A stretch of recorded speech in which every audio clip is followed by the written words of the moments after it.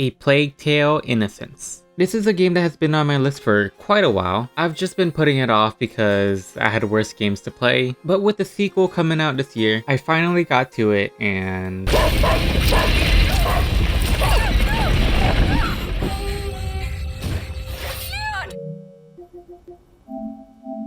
It's terrible. This game is bad, like Old Yeller, where the red fern grows. I Am Legend. I have not been this upset with a video game since The Last of Us 2.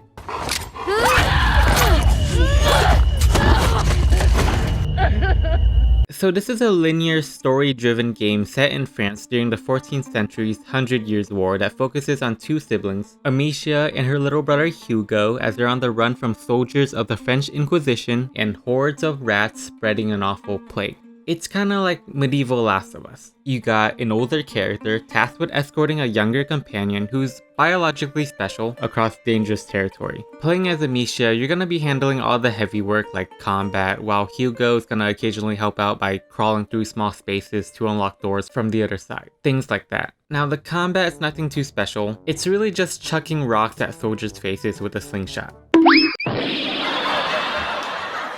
Fortunately, this is not the meat of the game. This game emphasizes more on stealth and environmental puzzles. Now, the stealth isn't anything revolutionary either. The typical scenario is going to involve you staying hidden in or behind something, throwing rocks to distract enemies so you can slip by. But what elevates this is that the stakes are very high. Once an enemy catches you, they instantly kill you. You die in one hit, and you can't just kill them once you're caught, especially early in the game because most of the soldiers have helmets on. You can't outrun them either, so being spotted is basically your cue to restart the checkpoint. So if you're the type of player that likes to go like this when stealth is optional, this game might be kinda rough because stealth is rarely optional. Now, the environmental puzzles I mentioned come into play when you encounter the rats. Rats are another recurring threat in this game, and they will devour you alive if they're able to get to you. They're afraid of light, so when faced with a swarm, you're gonna have to analyze your surroundings and play off of that weakness to bypass the rodents. This could include shooting down braziers hanging from a ceiling to force the rats to clear a path. By the way, you're not only going to be shooting rocks with your slingshot.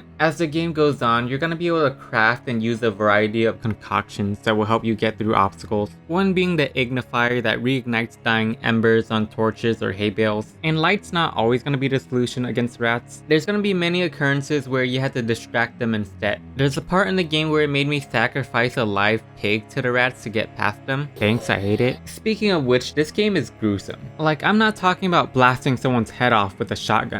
I'm talking about a bunch of rats bursting out of a horse's body. You see the bloody skeletons left behind by them. A lot of nasty, horrifying imagery here. And get this, the rats are the ones that killed the dog. I'm killing every last one of them.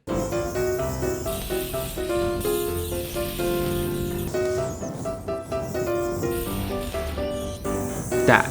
Die. Die. You rats like killing dogs, huh? Die. Die. Die.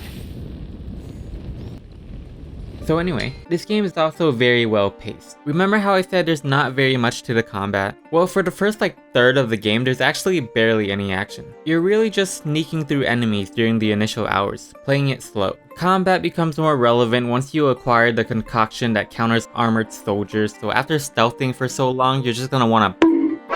I'm pretty sure the devs knew that the combat wasn't this game's specialty, so by not immediately making it imminent, it becomes quite satisfying later on. The game also never gets too repetitive because the mechanics gradually but constantly evolves and becomes more sophisticated to where the environmental puzzles and enemy encounters can be tackled in multiple ways. Like when having to go through soldiers while rats are present, sometimes your options will include sneakily following a patrolling guard and using his light to make it past a sea of rats, or you can sabotage him by extinguishing his light source, giving you the opportunity to make a run for it. That is freaking awesome. As for the narrative side of things, I thought the story was serviceable, and I mean that in the best way possible. I really enjoyed following these two siblings and their journey through this beautiful, haunting world. Enough to where I'm on board with this becoming a franchise. However, again, it's just not the most original plot, which doesn't mean it's not good. It's a solid, unoriginal storyline. Any originality would certainly lie in the gameplay department when having to tiptoe around the rats. The encounters with the rats are no doubt the highlights of A Plague Tale: Innocence, which they should be, as the rats are the selling point. All in all, this is a great single player experience. The one major issue I did have with the game though is that it kills off a dog, especially on screen. If A Plague Tale Requiem avoids this while maintaining or preferably surpassing the quality of this one, it'd easily be a superior game. We'll see.